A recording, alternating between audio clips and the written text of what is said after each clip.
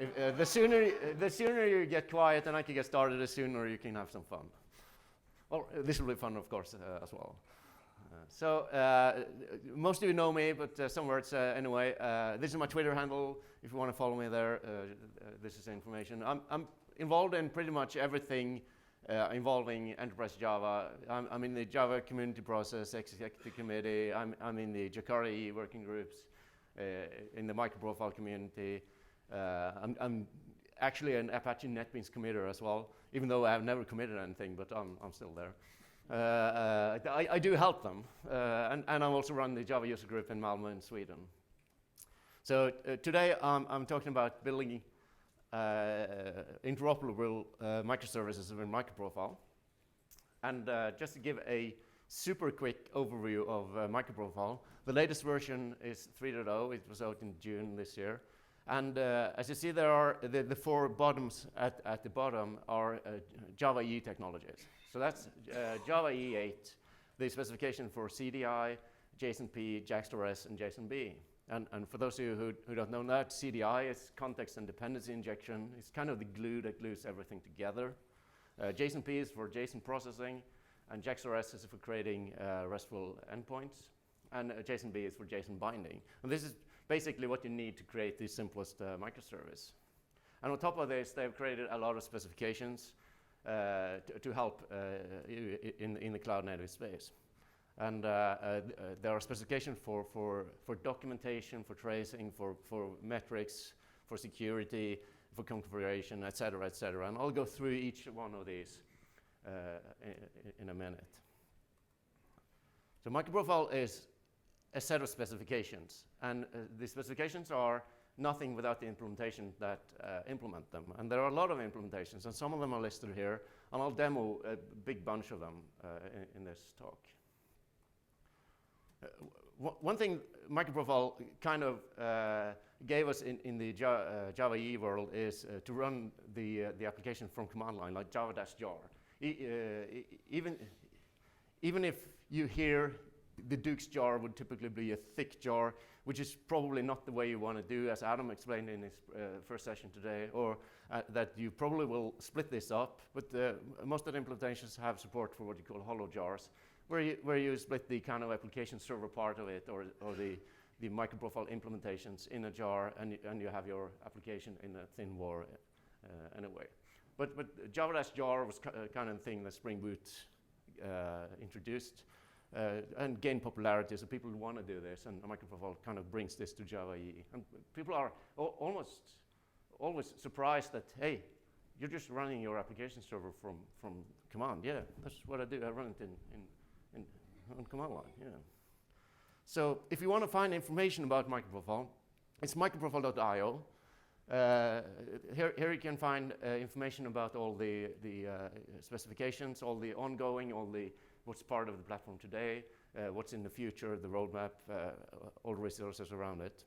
There's also a cool feature to get started very quickly, and I'll demo that as well in a minute. This talk I'll kind of center around microservice patterns. And there are a bunch of them out there, and I've picked a few. I won't go through microservice architecture. I'll assume everybody knows what a microservice architecture is. So I'll just jump over that. What I'll do is to explain the patterns for configuration, for health check, for application metrics, circuit breaker, access token, and distributed tracing. And I'll demo them using Eclipse MicroProfile. If I had time, I'll also do a service for container at the end. The MicroProfile pattern you can find on microservices.io.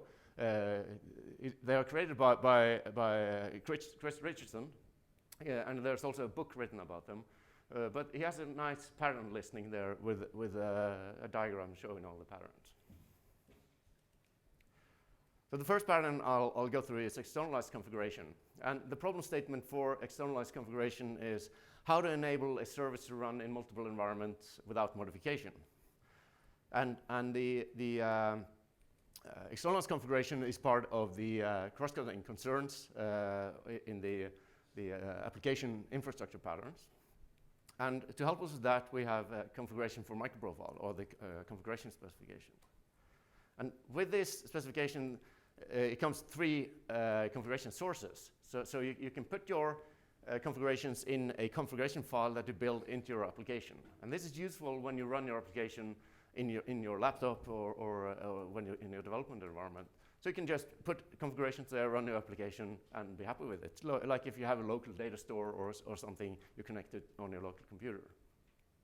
And you can also set, when you deploy this into or build your Docker image, for example, you can set environment variables there so you can get some other properties, and it will override whatever you had in your properties file, so you don't have to rebuild your application, because you don't want to rebuild the things you've tested.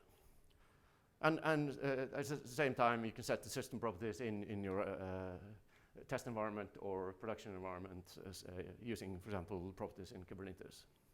And if this is not good enough, you can create your own configuration sources. And this is pretty easy. It's more or less just implement an interface and give it higher priority than the ones listed here. And there are also vendors that provide these for you. For example, if you want to have password stored in Microsoft Azure, they provide a configuration source for the Azure Secure Vault. And other vendors offer the same thing. So to demo this, I'll demo the config API, and I'll use Helidon from Oracle to do that. So let me just move over to my IDE. Let's see here. See if I have the right one. This one, yes. So here I have the configure Duke. It's a super simple application. It's just saying hello to some place. And as you see here, I've injected a configuration property, and I give it a default value of world. So if I don't configure it, it will display world. And if I run this one, I pre-build it, and I give it a system property with Orlando. It will, in a minute, it should be started. There it's up and running. And I should have /hello. Let me go. There you go. So it will display hello Orlando, since I gave it a system property. So if I don't give it this system property, and just run it with java-jar and just have the configured application, I haven't rebuilt it or anything, it will pick the property that is in the resource file, or the default one if I haven't given one in the resource file. And if I rebuild it will say hello Sweden, and Sweden is because that is what I put here. Right. So you can configure the application without rebuilding it and using just different kinds of configuration mechanisms.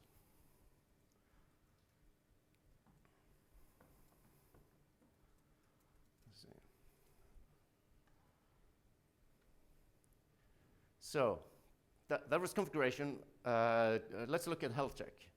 And the problem statement for health check is how to detect that the running service instance is unable to handle requests. And the health check is part of the observability patterns. And to help us with that, we have health check API from MicroProfile. And to demo that, I'll use Thorntail. And let's just jump over to my IDE again. And let's look at this. So here I have the Healthy Duke application. And as you see, it's the same application as I did the configuration with. It just has the hello service. So if I just have to build this one. So I'll just quickly build it. And while I do that, I will explain a little bit about health checks, because you typically want to have 2 health checks in your application, especially if you run in a Kubernetes environment, right? You want one test to say that your service is alive, right? So Kubernetes can ask your Linus, hey, are you alive, or should I start another one of you, right? So you want Kubernetes to know that the service is live. But you also need a check to say, hey, I'm ready to receive requests, because there could be some other things that you need to have set up and get up and running before you're able to handle requests. And if you mix these together in one check and do everything in the first health check, and it takes a little time to figure out if you're ready or not, then Kubernetes will kill you before you get ready. So it's important to split these in two. And luckily, we have support for that in MicroProfile. So I'll just start this one and start preparing a little here. So what I'll do when I start it now is that I'll get a default health check that will just say, hey, it's up and running. So if I want to have some checks on my own, I can provide my own health check service. I'll just run it here. See. I'm so happy with my Mac because it has all the ports. It's the old version, but it's starting to get a little slow. So I think I probably have to change it soon. But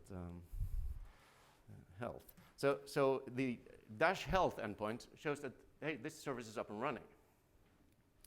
So, but this is just the default that comes with every MicroProfile application. I haven't added anything myself. So if I want to add a custom health check here, let's just add a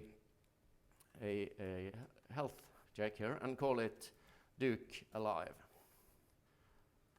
And from MicroProfile 3.0, they deprecated the health annotation, so I can say, hey, this is a liveness check. So this one will say that Duke is alive. So I'm doing something to just show, hey, I'm alive. So say that I also want the readiness test. I could, of course, combine this in the same resource, but that would kind of not be helping me there. So I'll just call this one Duke Ready. And this one I'll add the readiness for and say that Duke is ready. And if I now rebuild this application and start it, I should have two different checks, so I can have Kubernetes know that, hey, you're alive, I shouldn't kill you, or hey, I'm ready to receive requests.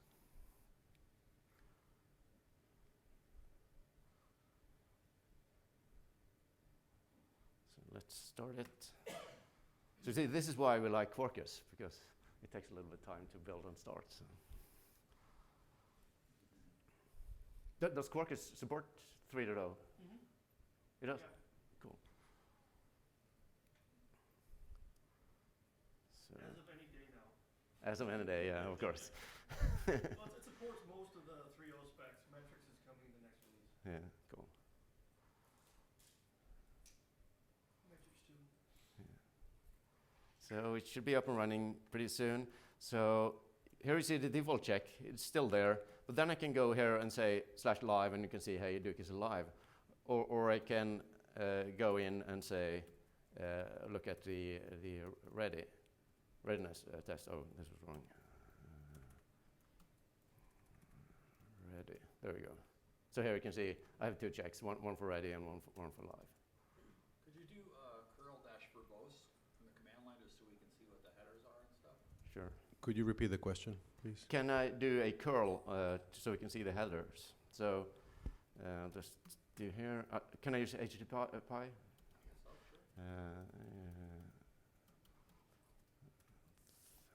sure. Ready. So. Oh yeah, 200. Okay. Yeah, and the live would be also 200. So. So let me go back to my slides. The next demos, I'll just go through a bunch of patterns, and then I do one application that kind of implements all of them. So application metrics, how to understand the behavior of an application and troubleshoot problems. And this is also part of the observability application metrics. And to help with that, we have a MicroProfile metrics. And the metrics specification, where you can use annotations to have your application produce application-specific metrics. You also have the default metrics you get from the container runner running underneath. I'll show that in a demo shortly. I'll also demo the circuit breaker. And the circuit breaker is how to prevent a network or service failure from cascading to other services. The circuit breaker is kind of the reliability part of the patterns. And the circuit breaker is something everybody has in their home, right? So you have if your dishwasher and washing machine and micro is on at the same time, maybe you blow a fuse and the circuit is open, so you won't be able to run anything on electricity in your house until you close the circuit again. So that is kind of how the circuit breaker works. And the circuit breaker is part of the fault tolerance, and I'll also show the fallback mechanism of the fault tolerance specification. Then we have the access token. And the problem statement of access token is how to communicate the identity of the requester to the services that handles the request. And this is also part of the part of the security, which is part of the application infrastructure patterns. And to just give a little bit of background, the most typical, most widely used way of authentication is basic authentication. And as you probably know, basic authentication is just an authorization header in the HTTP request where basically your password is. And then we also have OAuth 2.0, which is technically the same. You just have added, rather than basic, you have bearer, and you have a little stronger scrambled password, but it's still a password that is sent in every request. And you also have this kind of refresh mechanism, so you can get a new token if it expires and stuff like that. But technically, it's just the same header you're sending. So then we have JSON Web Tokens. And JSON Web Tokens is actually exactly the same, it's just a longer token. But if you look closely on this token, it has kind of a little bit more to it. So we have kind of three parts of this. And the three parts are separated by dots. And these three parts are, the first one is the header. And this is just a JSON base64 URL encoded, which gives you kind of the type of token and the algorithm that is used. And then you have the green part, which is the payload, which is also JSON, and also base64 URL encoded. And you can have you have some standard required entries that you have to have there, and you also have the custom entries, so you can add stuff on your own, wherever you want to send among the services. And at the end, you have a binary base64 URL encoded signature, which is the actual thing that you check to validate that the token hasn't been tampered with. So this one would typically be something like this, where you have the algorithm and type in the header. You have the green stuff, which is some of the required attributes, and you have some custom ones, and you have a digital signature at the end. And to help us with that, we have JSON Web Token or JOT propagation, and I'll demo that in just a minute. The next pattern is distributed tracing. And this is how to understand the behavior of an application and troubleshoot problems. And this is also part of the observability patterns. And a typical tool for using this is Zipkin or Jaeger. There's probably lots of others of them as well. And to help us with this, we have the open tracing specification for MicroProfile. So to demo all of these things at the end, I have a application where I have 3 microservices. And the one on the right, capitalize, is just taking in a word and capitalize the first letter. So if I pass in Duke with lowercase letters, it will write Coop with a capital D. So it's a very simple service, but that's what it will do. And it's implemented using Pyar Micro. Then I have a birthday service, which will take in a date and a name, And it will write the name, and we say how many days it is to your next birthday and how many days is it since you last had birthday, and also tell you your age. And then I have the hello service, which you pass in a name, and it will just call the birthday service directly, and it will write a message to Duke, hey Duke, you are 24 years old, and yes.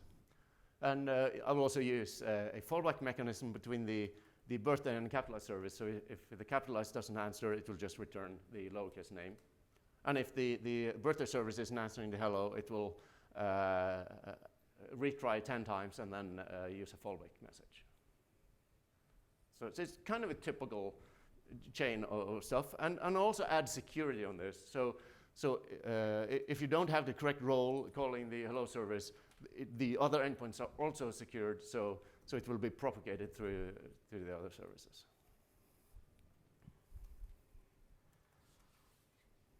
Let's see.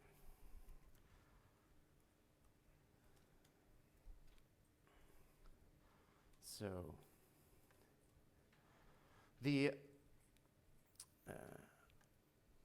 let's look at the capitalized service first, and the capitalized controller or capitalized resource is super simple. It just uses substring and capitalize the first letter. So it's not very hard. I'll add security later, so I've kind of commented out the security part here. So if I get rid of this one, start this one, and while we do that, we'll look at the birthday service. Okay, it wouldn't stir. Yeah, it's starting there. So the birthday service is also a very simple application. It takes in a name and a date, and it parses this string to a local date, and it calls a internal calculate days to birthday, which is just a simple CDI bean that is local here, just the sort of business logic here. And it also calls to a capitalized service. And this capitalized service is not the same as the birthday service, which is a CDI bean locally here. This is a interface. And this interface is kind of interesting because it is a pure JAX-RS interface. It has the JAX-RS annotations like @path and stuff, but it also has @register REST client. That means that the MicroProfile REST client API will pick this up and generate a proxy for me to call the external service. And it will use the MicroProfile config to where it can look up, say where is this service running. So this one is running on port 8080 on localhost. So I don't have to actually do the programmatic call to this service. I can just generate it for me, so I can have a type call to my service.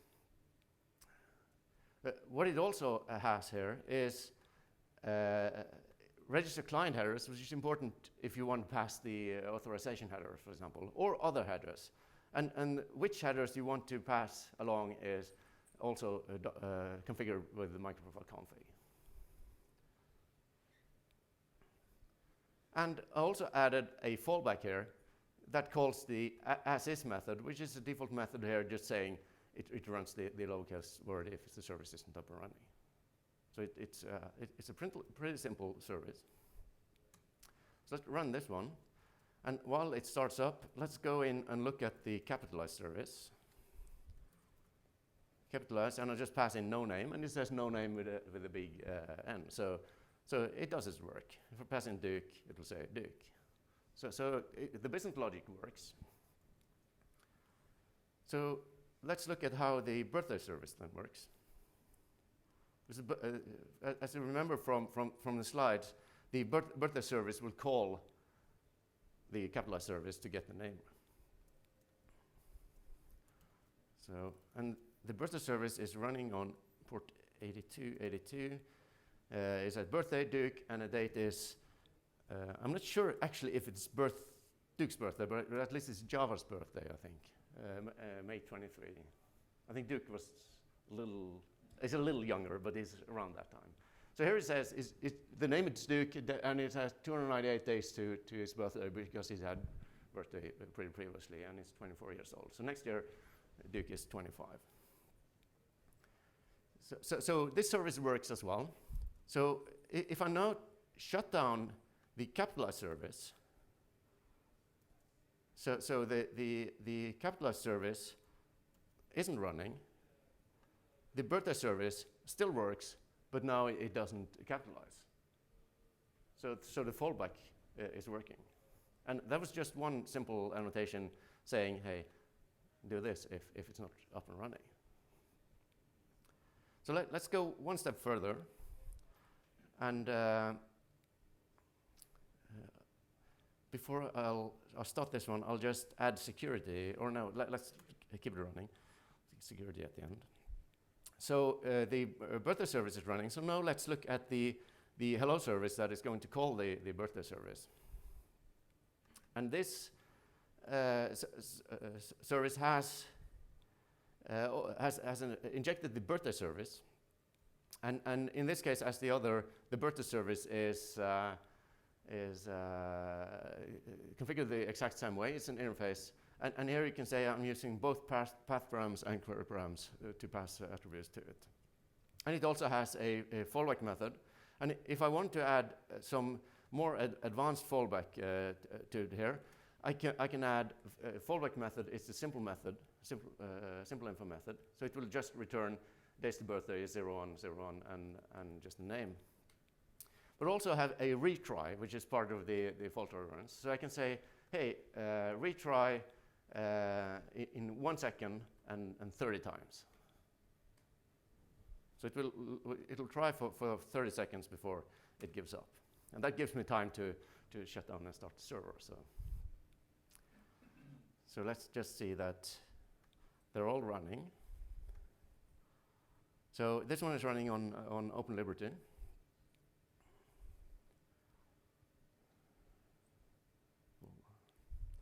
Soon be up and running.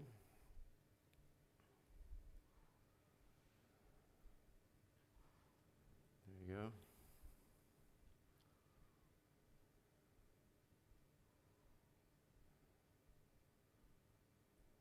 So there you go. So if I go into, this one runs on 8191, and it says hello with name is Duke. It will say, hello Duke, you're 24 years old, and it's gone 68 days. So it works as you would expect. And if I know, what's also cool with OpenLiberty actually is the Open API specification, which I haven't mentioned yet, is that default with MicroProfile you get documentation. And so this is generated for me. It just reads the JAX-RS annotations and generates an Open API specification for me. And IBM has been so kind to actually add a Swagger client here as well, so I can actually go and try out my service running it in Swagger. So you got Swagger out of the box, or did you add Swagger? No, it's just there. You can probably disable it if you don't want it. Could you repeat the question? Okay, so the question is Swagger out of the box, or is it a dependency? No, it's just there. You can probably disable it in the configuration so you don't build it into your application, but you don't have to add anything to get it. So let's go into the hello service again and go and check the retry mechanism. So if I shut down the birthday service and goes in here, it will, let me see here. It will try, something is not happy here. Oh, it's because I didn't rebuild it. So let's add security and do this at the same time. It's always good to have several things in the demo. So what I'll do is to add security here. So I'll go in here and say that the roles that I'm allowing here is, it has to have the role protected. And I also configure my application and say, these are the roles in my system. So I have the protected role. And there is also a little vendor-specific like security configuration that you have to do. I'll leave that up to you to explore. I'll show how to do it at the end of the demo. So I'll just build this one. There you go. And while this is building, I'll add security to the other services as well, so you see that the token is propagated. So, and I actually have generated a token so we can have a look at it. I have it somewhere. Let me see. Here. So I've generated a token. I did that when I prepared my talk. So if I take this one and paste it into jot.io, I can have a look at it, and you see what I'm sending in here is the user has the protected role to my application. So let's just start it again. So now the first endpoint is secured, and to demo that, I'll just use the modify header plugin in Chrome to add the token when I do the request. First, I'll just do a request without to check that it's actually secured.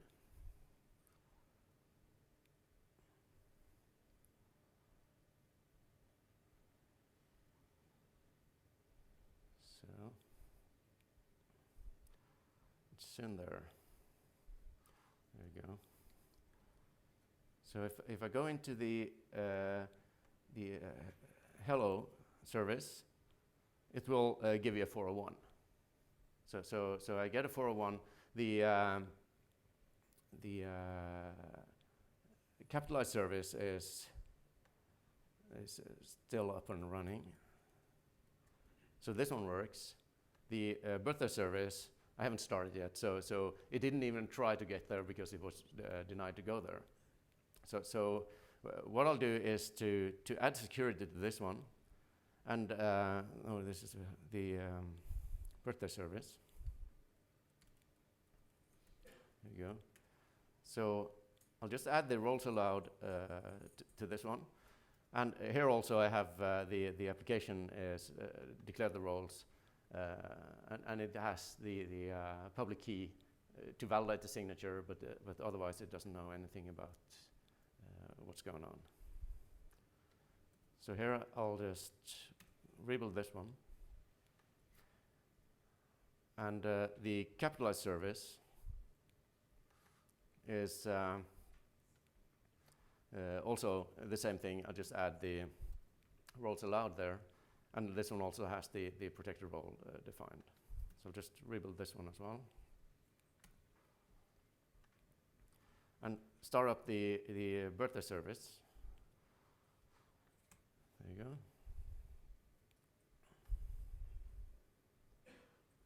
And also start the capitalize.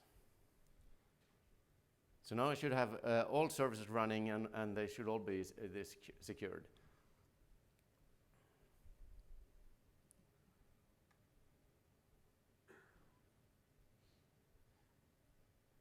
So the thorntail is just about getting up. So if I go to the birthday endpoint and go in here, you should see that I'm getting a, let's see, a not found. That's because it's on its way up. There you go. I got a 401 here as well. But if I add the token that I've generated and go into the BirthDayService, it will return the birthday. Let's hope it does. Let's also see that the capitalize is up and running. So the capitalize should also, it says, okay. No, my demo screwed up here. or is it? No, it's just very slow. It's still going. So this one says no name. If I go in there, takes away the token, go into capitalized, it will say 401. So security there works. The birthday here also gives me a 401 if it's not up and running. If I add the token, go into the birthday, it will answer. And if I go into the hello service, it will also give me the entire thing. So you see the token is propagated through all the services. And if I now close down and do the retry mechanism and close down the birthday service, and I refresh this one, you'll see the browser hangs here. And if I look at in the log, it's trying here 30 times before it's up and yeah. And if I have time to start up the service again, it will start directly. So it's very little code that I need to do. It's just a couple of annotations and it works. So it's still loading. You know, it probably will time out and it should say -1 because that's the fallback method. So after 30 seconds, it got there.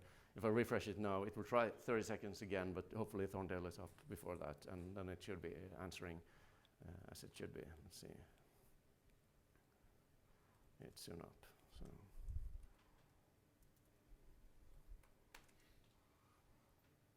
Let's see. So as soon as the birthday service is answering again, it will return the correct response. So you see, you have a pretty good way of handling your system, even if some of the services goes down. So I don't think I have time for the caucus demo, but you have seen some caucus today in previous talks, so I'll just jump past that one. So to sum up, the microphone specification implements. You can see there is some thought behind why was these specifications picked, and that is the microservice patterns that are useful for us for services. All of them maps into, or all of the specifications in MicroProfile maps back to some microservice pattern. So it gives you a lot of support in the cloud native stuff, and I'm really happy they actually added the liveness and readiness probes in the health check for this specification, because that makes the health checks actually a little bit more useful than it used to be. So we've gone through most of these patterns. You can find the patterns on microservice.io. The implementations of these patterns are on my GitHub. You will also find this application with the birthday and capitalized service on my GitHub. And microprofile.io is the place to go for information about MicroProfile. And Jakarta EE is where you find all Jakarta EE information. So that was what I had. I have 5 seconds left until Star Wars. So I have a quick question. Thank you. Questions? Ivar, yeah, I was speaking with some attendees during the break earlier that are using Spring Boot. Yes. And I wanted to ask you if you could say a few words in regards to how MicroProfile and Spring Boot compare, and the same thing with Quarkus, MicroProfile, and Spring Boot. Yes, definitely. So all of this I've shown here today, you get in Spring Boot. So Spring Boot has all of this. So when you do this demo to Spring Boot developers, they said, yeah, we got it. Or they would say, oh, that was cool because it's easier. And it's simpler, and you get the thinner applications. And if they're willing to listen to you and look at it, they see, oh, this is neat, actually. That is the impression I get when I talk to Spring developers. They have one comment, and that is, Spring has excellent support for testing. And that is kind of the missing, but I was having a talk with Adam right before this talk, and he has an excellent way of how he sets up the tests with MicroProfile. So we may have an answer to that, but that is kind of the reservation they have. When it comes to Quarkus, I think everybody is impressed. That's awesome, and it kind of takes everything to a new level. And I'm pretty sure that the Spring folks are sitting there trying to figure out how they're going to compile their stuff to native. And I don't think that's going to be easy. They probably will solve it, but currently, I mean, Quarkus is that kind of thinking is the future. in my opinion. And go ahead. So today, like if you are running Spring or whatever, and you're gonna go to Kubernetes, is that, it runs, but it just starts up slow and uses a bigger footprint, and that's the issue? Is that the main issue? So I'm actually on a Spring Boot project right now. So my issue is I find kind of Spring Boot to be a little bit too verbose, a little bit too much configuration, a little bit too heavy. I mean, it starts up pretty quickly, and it's more or less to say you just have to get used to another set of annotations. So it compares very good to it. So I would say it's more. I'm not sure if I would, unless it was kind of a strategy by your project or organization to migrate from one to the other. I would rather say that if you're starting up something new, I would consider this. And if you're starting something new and you have developers that are very good at Spring and they know that, then stick to that technology because it's not bad, it's a good technology. But if you want to have Java EE people with that background, they will feel much more home and familiar with the MicroProfile because that's the kind of annotations we know how to do it and we know how it works. So it kind of depends on the knowledge of your developers and how willing they are to move from one set of technologies to another. But if you go to Quarkus, then that's the game changer though? Or just, where's that? Between just say you deployed MicroProfile and then you said, no, I know there was this use each other, but I'm just saying, let's say today you just had MicroProfile, didn't have Quarkus. Yeah. What are you gonna see? Obviously there's the size, the speed to start up. Is that the main primary? I'm gonna say that the one of the things that just amazes me with Quarkus is the developer experience. So when you sit down and want to do a proof of concept or something, the speed of you can do things because you don't have to start it up or slow it down. You can just do the changes and just get there. But as Mark pointed out in the previous presentation, that Substrate is maybe not entirely production ready, especially if you have some memory consuming applications, so you're in need of some more advanced garbage collection than the simple stuff you get there. Then we probably have to wait to get something better. Yeah, so I think one thing that shouldn't be lost in what he was demoing wasn't just the the APIs, but it's the fact that he had at least 4 implementations of it, right? So, and if you think about it, if you had written an application already using one of the 4 implementations, Quarkus comes along, you change your PALM file and you recompile, and now you get Quarkus, right? So the idea is you get a level of portability. And what does that mean? It could mean reduced risk by not being tied to a specific vendor. It could mean you have existing vendor relationships that you want to continue with, and you might choose their implementation of the APIs, right? So there's kind of, we're building an ecosystem with lots of implementations, a lot like we did with Java EE, right? And Jakarta EE continues to move forward, but now you have this portability across implementations that opens up doors that you may not have with a project that is centered on a single implementation of something, and in particular by a single vendor. Yep. So anyone else? Okay, thank you. Yeah, thank you, Ivar. Yes. Thank you very much.